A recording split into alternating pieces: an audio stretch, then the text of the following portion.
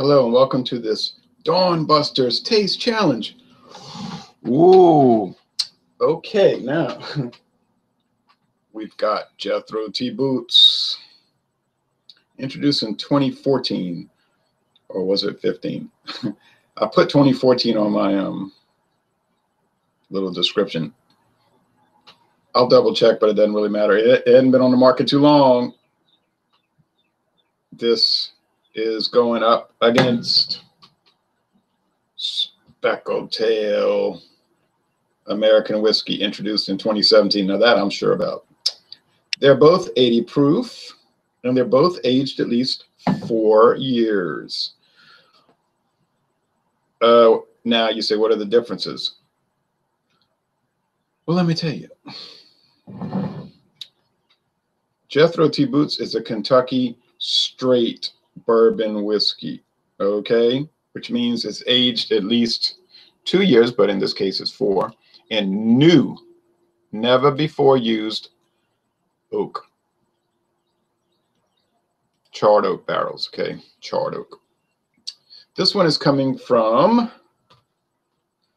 you say, well, let me tell you where it's coming from. I want to make sure on the produced and bottled by Legacy Distilling of Louisville, Kentucky.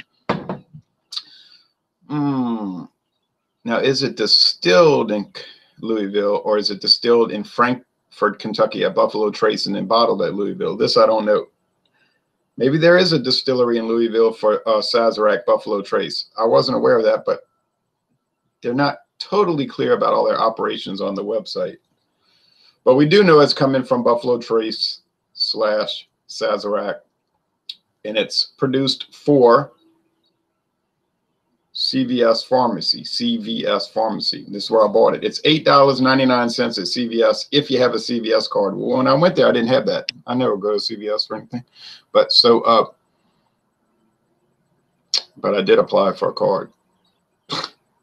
Probably never need it. But I might go scout that place one day. They might have some other oddball private label brands, but it'd be years before I go because I have too much backstock.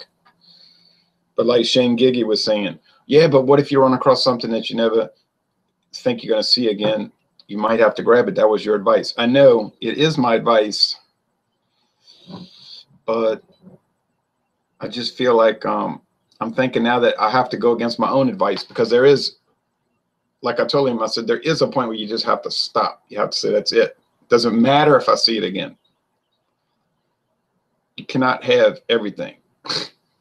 It's kind of like in beer reviews. You want to try everything. People say, try this, try that, try this, try that. You can't. You're never gonna. So there's no use worrying about it.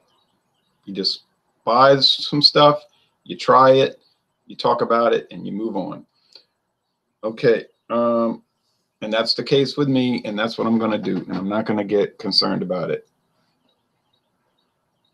Oh, I'm not saying if I see some 375 milliliter bottle of something I wouldn't buy it, but I just want to drink this stuff down, okay? And I did drink some more of that Drumcastle Irish whiskey, but I said, that's it. I'm not drinking any more of that because it's very similar to the blended Scotch whiskeys that I have. And I said, this could go in to a taste challenge. Now you might say, but that's Irish whiskey, that's Scotch, it's not the same. I know, but it seems pretty similar. And if it's a challenge, right, and it's challenging, why not do it? It's like this. This is an American whiskey, but it's not bourbon because it's aged in used barrels. But that's, and it's bottled in Florida. But that's the only real big difference here. So even though these are actually two different styles of whiskey, this could be the most challenging challenge so far. Maxwell says, hello, Ryan. How are you? Glad to see you. I'm fine, Maxwell. And hello to you over there in Europa. Okay, so here we go. Jethro T Boots, who is an actual person. One of the early bourbon producers. And CVS probably found out nobody else was using his name, and there was probably a way to use his name without paying anybody, so they use his name. Speckled Tail, All right. I saw it at Walmart. I do know that they make this in 375 milliliter bottles, glass, 375. I've seen pictures of it at the on whatever the name of that liquor store is in Minnesota, their website. Keep trying to say ABC Liquor, but it isn't ABC. That's in Florida. So, but anyway, it's not a private label brand.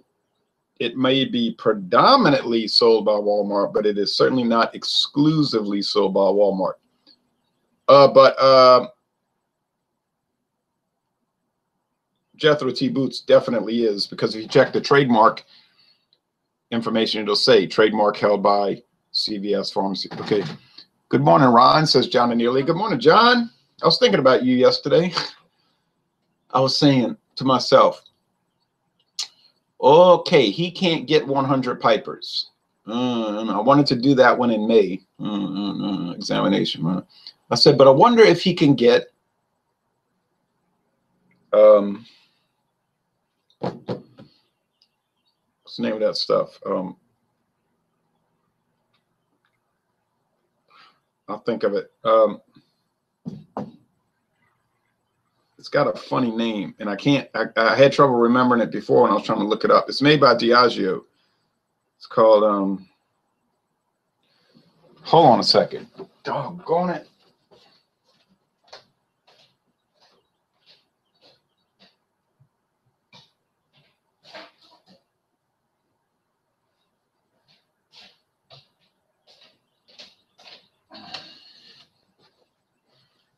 Oh yeah, Scoresby. Scoresby. Don't even bother looking on the Diageo website, because they don't list it, and they make about 100 brands that they don't list. Scoresby, very rare blended Scotch whiskey. Matter of fact, it's so rare you can buy it at Walmart. I don't know, but if you're saying something's rare, but I can get it at Walmart, that's making me think that maybe it isn't that rare. Okay, JTB Speckled Tail. Appearance identical. Well, Speckled Tail is a shade darker, but even if I glance, I don't think it would throw me off, but it is dark. So John and Neely, if you can get Scoresby,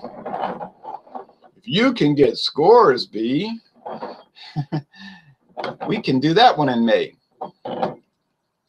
But it's only March right now, so maybe you'll find 100 pipers before May. But oh yeah, I'm willing to examine JW Dant. I'm willing to examine Piper Dean, which is a Albertsons SuperValu brand, Vons, Jewel Osco. Well, the thing about that, you got to live in a state that allows grocery stores to sell liquor, which many states do, but many states don't. And then you got to find one of the SuperValu Albertsons chain stores. And there's many. It's not just SuperValu or Albertsons. There's a whole bunch. And you might get Piper Dean.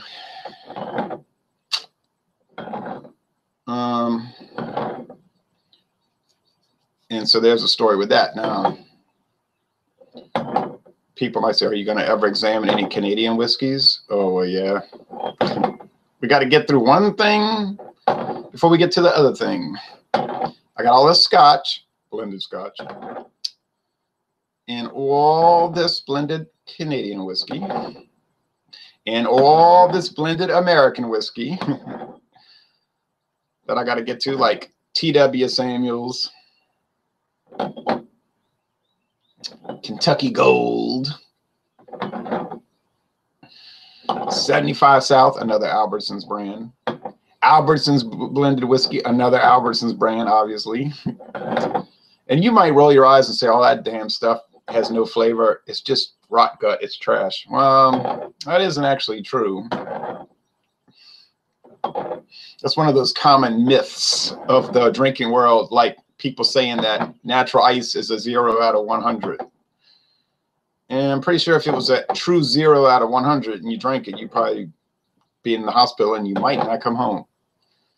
If you want to say natural ice is rather dull, doesn't have a lot of character, it's too bland for my personal drinking habits, that's reasonable. I'll go along with that. And you could say that about blended whiskey. It's too dull. I don't like it. But then when you start using all the hyperbole and the ridiculousness, that's when we have to call you out on it. And that's where the whole thematics for a lot of my beer reviews came from. I mean, I didn't mind people saying, Bud Ice is not my thing. It's kind of bland. It's so-so, or it's not that great. I mean, I think it's very good, but, you know, I understand that. It's just when people say it's a 1 out of 100. And then you read the descriptions, it's like, come on. You know you cannot be serious. And just like, you know, Jack Daniels does not smell and taste like airplane glue and rubber bands. I mean, that's the kind of stuff that just beyond the pale. Okay, the store I went to just didn't have it. Oh, wait. I'll check today to see if I can get the Scoresby. Still might be able to get the 100 Pipers, too. Okay, good. The store I went to just didn't have it in stock. I know I can't get Albertsons brands, though. Heck. Toadmaster says, I love natural ice. That makes you a bad person. In some people's eyes, not my eyes, of course, because I drink it. Notice you always thunder with a glass. Thunder with a glass? Thunder, thunder. I don't know what that means, I thunder with a glass. That's an expression that doesn't make sense to me. Okay, let's go on with the challenge. Smells like bourbon. You know what I mean? Alcohol, sweet alcohol, like sweet corn. That's really why I drank the Drum Castle last night. I was like, I think I'm going to switch. I'll drink a little Redemption and then a little Drum Castle over the next few weeks to drink them down. Because I'm sick of that bourbon. And people say, how can you get sick of bourbon? No one gets sick of bourbon. Only a fool. Only a fool. A fool. I say a fool. Typhoon. Typhoon. Well, I guess I've had too much corn grits in my life. Okay. And this one smells the same way. It's that sweet corn. They're using yellow corn grits, not. So they're using, okay, polenta. Not white corn, hominy, not hominy grits, white corn. But it smelled like charred wood. You know, it's sort of like a stereotypical aroma. And I'm not saying it's a bad aroma, no.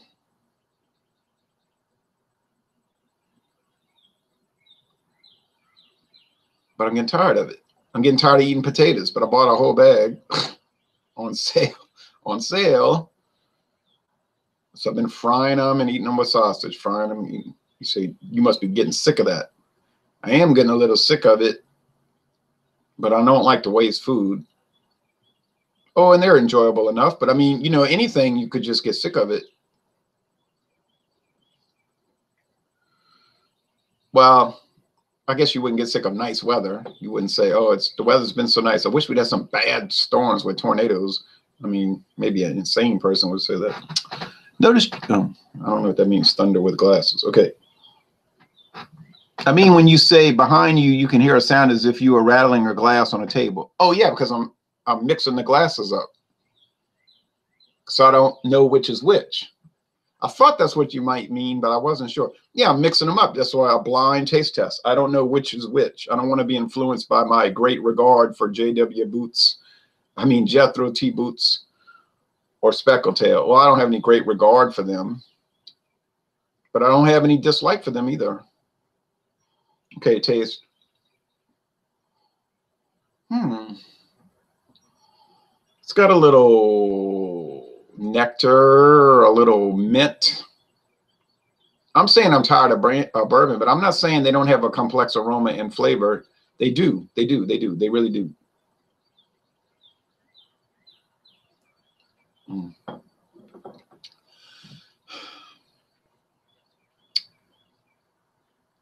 Yeah. You know what I just described in the nose was the taste.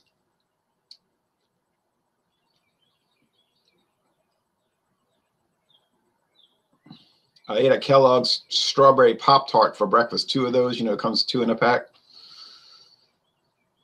I don't know, man. I think I'd rather have the corn grits than the Pop-Tart. That's not too great of a flavor. I'm getting to where I can stomach that about twice a year. A 12-pack. I can't stand the frosted Pop-Tarts. You know, the ones that got the frosting on it. It's like ugh, too much sugar. The blueberry and the strawberry is okay. I mean, it's okay. I think I'd rather have a peanut butter and jelly sandwich for breakfast. Sorry for such a translation. Google Interpreter is dumb. Oh, well, that's okay. It does thunder, I guess, with noise, you know. Okay.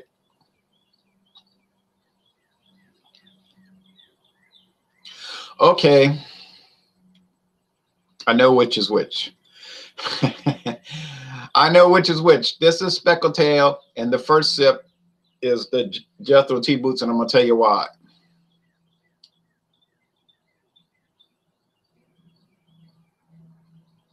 The Speckled Tail has more of a bourbon flavor than the real bourbon. You say that's impossible. You're going mad. You've gone crazy. No, I haven't.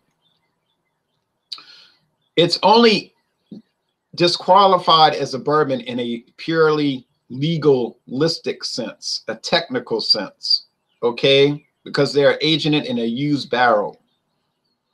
But it could be that alligator char, because think about it now. Think. What comes from Lawrenceburg, Indiana? Oh, Redemption Rye, Redemption High Rye, and Redemption, all that other stuff. There's a whole bunch of it. And it's aged in what? New, never before used, charred oak barrels. Well, they're not going to throw the barrels out. Secondly, and this is important, they use alligator char, which means it's the thickest char you can get. You're just burning through that barrel. So it could be this thick charcoal, and you know it's rumpled like an alligator's back. Even if it's used, I bet you it's going to give it a strong charcoal flavor. Now think about this. Think about it along these lines. So if we think, we can learn. Redemption is very, like, you know, I guess we could say dull in the flavor. It's only aged 1 year. Redemption High Rye, I'm talking about High Rye, 1 year. Now, I was laying in bed watching the basketball games, thinking about that Redemption when I was sipping on it the other night. I said, man, this stuff is so dull. Not bad. There's nothing bad about it. 1 year. Now, here, we've got Speckled Tail aged 4 years, maybe in that same barrel. Think about how much charcoal it's going to absorb. And look how much darker it is than that Redemption. I was looking at that Redemption High Rye on my shelf yesterday afternoon. I said, this stuff is so light. I mean, it's so light. It's incredible. All right. So if you want to get a non-bourbon that tastes more like bourbon than a bourbon, you could get Speckled Tail. All right. You see, because you got to look at these liquors in a practical sense more so than a legal sense. You can't just, I mean, I guess you could do whatever you want, but I think you need to not just be caught up in the legalities of it. Yes, you can learn about what is technically a bourbon and what is not. And I'm getting pretty good at that because I've read the law. But for something to be classified a bourbon, that's not that remarkable, honestly. The guidelines are strict, but they're not really strict.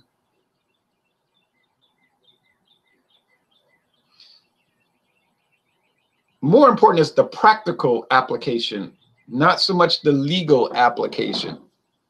So I think the Speckled Tail, is it a true bourbon?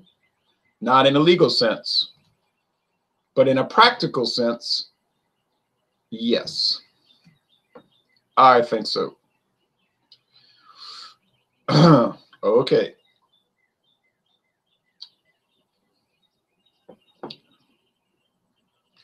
And that's why you see everything called an IPA today, right? India Pale Ale. That's not a legal term. I don't believe that's a legal term. It's a marketing term. I mean, it is a style term according to the BJCP, Beer Judges Certification Program, but that is not the law. That's just an association that makes their own guidelines. I can start my own association and make my own guidelines, you understand? And certify myself. Doesn't mean anybody would pay any mind to it. So that's why a lot of times you'll see things labeled and they don't seem to make sense. It's like, that's not what that is. That's not handcrafted. Because handcrafted is not a legal term. Craft beer is not a legal term. People have gone to court. I'm suing Blue Moon because they say it's craft beer and it's not. That lawsuit was thrown out of court. You know why? Craft beer is whatever you want to call it. You could say Budweiser is a craft beer. It's crafted with machines and people. People use their hands. They turn on machines. They turn off machines. They do this. They pour the bucket of hops in there. You're using your hands. You're crafting it. So you see, you got to be careful because you're going to take something that's a commonly accepted idea about an object and you're going to try to apply a legal parameter to it, but it won't work unless what you're talking about is a legally defined category, according to the U.S. government. And when we're talking about bourbon, for instance, then you might have a case. You would have a case, perhaps, which is why redemption used to be called straight bourbon. Somebody called them out on it. They had to change it to bourbon. Look at the old labels and then look at the new labels. Not a straight bourbon. It's only aged 1 year. Got to be 2. I'm talking about the high rye. I think the regular bourbon, the regular redemption is straight because it's aged 2. So see, that would be legally, you could legally call them to account. Much like the early times, which is labeled bourbon in Europe, since their regulations are not as strict. Correct. That is correct. And if you compare American law to Scottish law, it's the same thing. Like if you read the U.S. guidelines, Scotch whiskey cannot, N-O-T, have added coloring or flavor in it, according to American guidelines. But look at the definition of Scotch. It is imported according to the guidelines of Scotland. So the American regulations don't apply to it because it's not an American-made product. So the whole law is irrelevant because they're applying Scottish law to that Scottish import, okay? And in Scotland, they are allowed to add coloring and flavoring. Same thing with Canadian whiskey.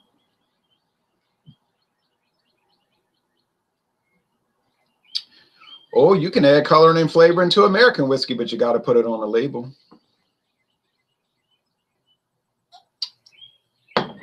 But it can't be a bourbon. If you add coloring or flavoring, it can't be a bourbon. Nope.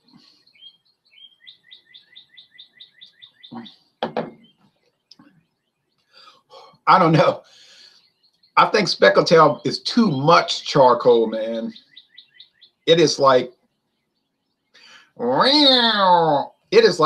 drinking charcoal. I mean, and I know some people that love barbecue, but they're like barbecue everything till it's all burnt. You go and they'll say, here's the barbecue. It's all black. Everything's black. I say, oh boy, I can't wait to eat all this carbon. You understand, when something becomes carbon, it's now a different element. You're not eating chicken skin. No, it's turned into carbon. You understand? You have a chemical reaction. Now you're eating pure carbon. Now, I don't know about you, but I don't like to eat carbon. No, even though I'm carbon-based, according to science. But so this one is a little too much carbon. But it's got to be Speckled, so I'm going to call it. Oh! I want to advise you to never watch this channel again. And it's been a fun run for 7.5 years. It's been fun, guys, but it's over now. Oh, man. Oh, my. Well,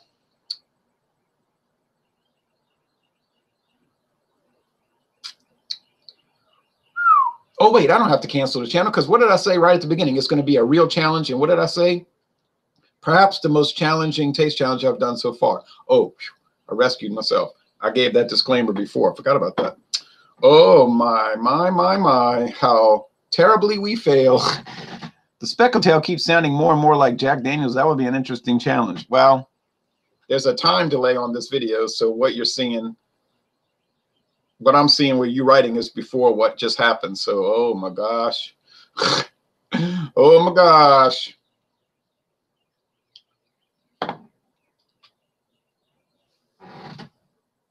Yeah, haha, maybe not. Okay, what I think I meant to say Speckled tail is too charcoal. Speckled tail is too Jethro T boots is too much charcoal. Jethro T boots is too much charcoal. Speckled tail. Oh yeah, it's just right. It's just nice. It's not too much charcoal. Oh man. All right, well. Okay. Hey, you know what? But if it wasn't a challenge, it wouldn't be too challenging, right? I mean, it wouldn't be much point of this. So what have we proved today? Not a whole lot, but I think I proved or I demonstrated that if you take an item that seems very heavily charred in a lot of video challenges, but then you put it up against something else that is even more heavily charred and could throw you for a loop, you know, could knock you for a loop. You say, oh, it's the alcohol talking. Well, no, because I didn't really have a lot. And secondly, I just think that these things are a little more difficult than you might believe.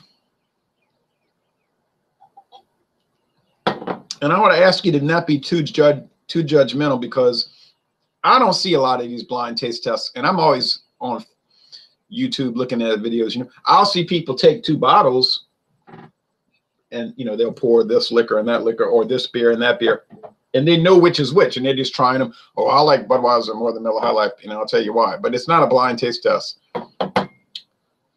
You know, that's a real danger, because the power of suggestion is more suggestive than we might believe.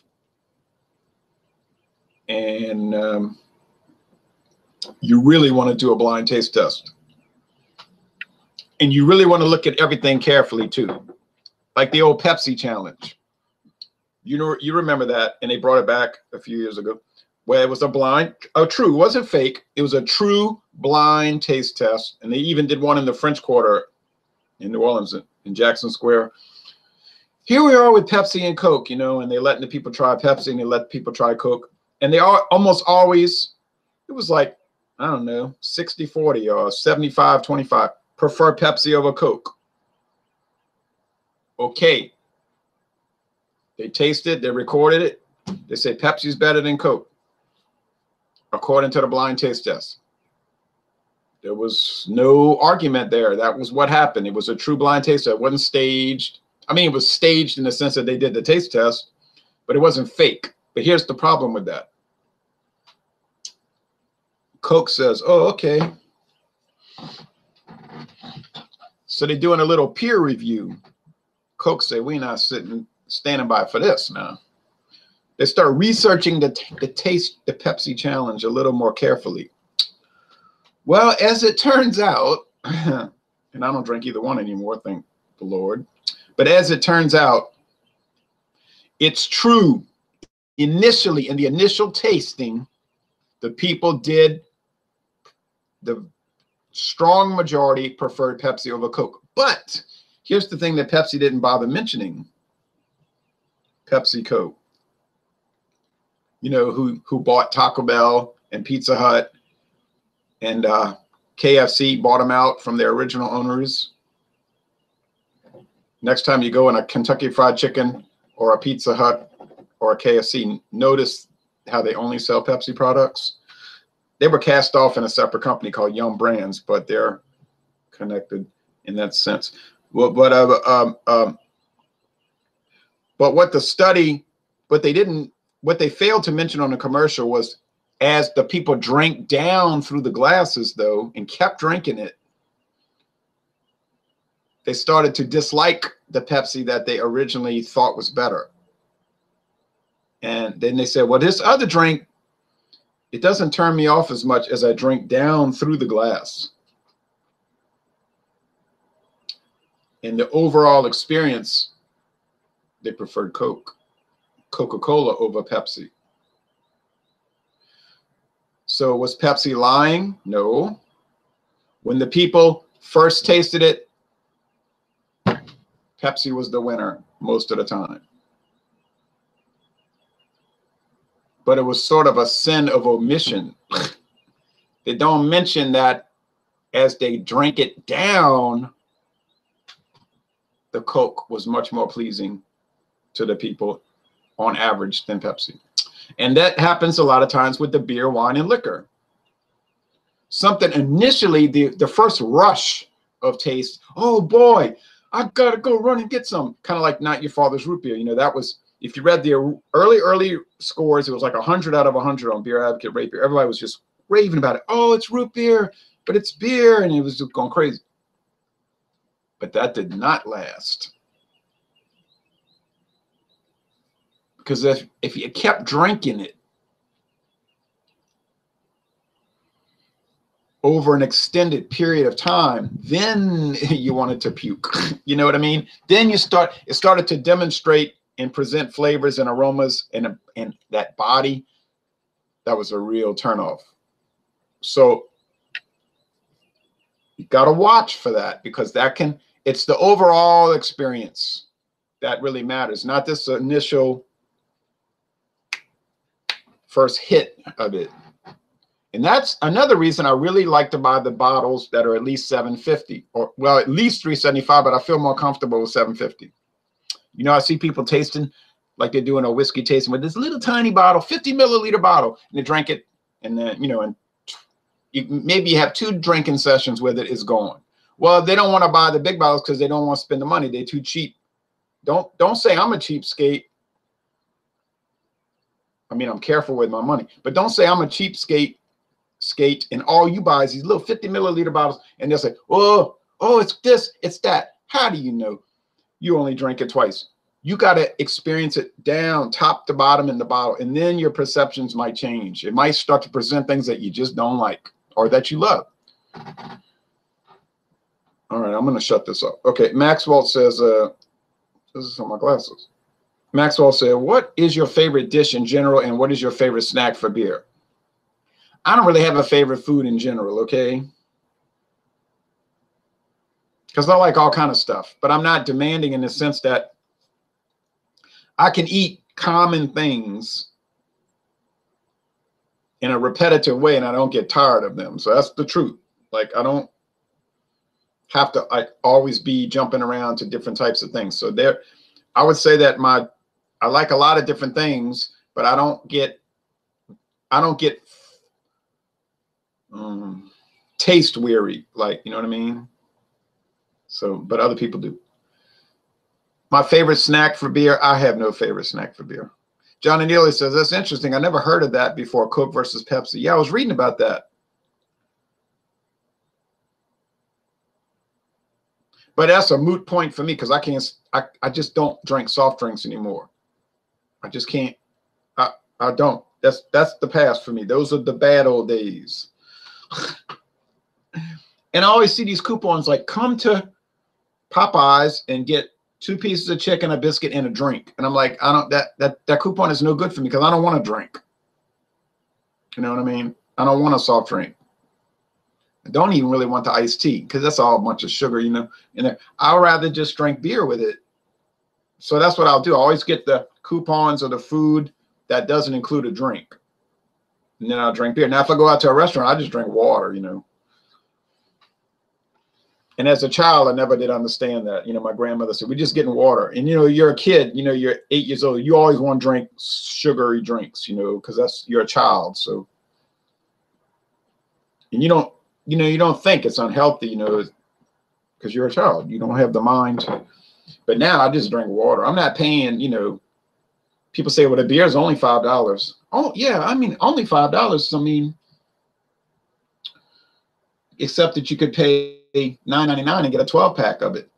The same beer you're drinking at a restaurant. This is not a value. Even a restaurant's not a value. When you think about it hard enough, you're paying a lot. But it's experience, you know. So but I like water. I like to drink a lot of water. Not really ice water either, by the way. Like if I drink water, it's almost never ice water. It's just room temperature water. You know, I even go to restaurants sometimes and say, just give me water with no ice. They look at you crazy, you know, like, what? Are you a communist?